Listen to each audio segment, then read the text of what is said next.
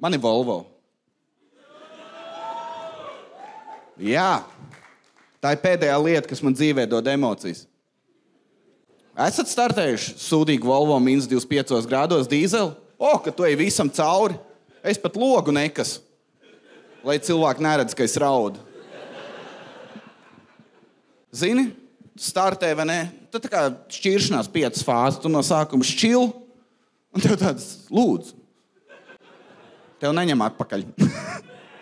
Tāda ir vienkārši depresija. Tu sit pa stūri, vai ne? Tad stulbā mašīna, tagad kredīts. Vai ne? Tas ir stulbā ģimene arī, ja kas. Tānti iet garām, tu arī tānti iet dirst, vai ne? Tu vienkārši esi negatīvs. Un tad, zini, tās 3 sekundes, kad tu Dievam tici, zini? Tu ieliec to atslēgu, Dievs dod lūdzu. Tik es zinājis, stulbens.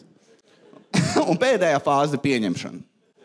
Kad tu pieņem, ka tev jābrauc tramvai. Nesit mašīnu, uzsit mums!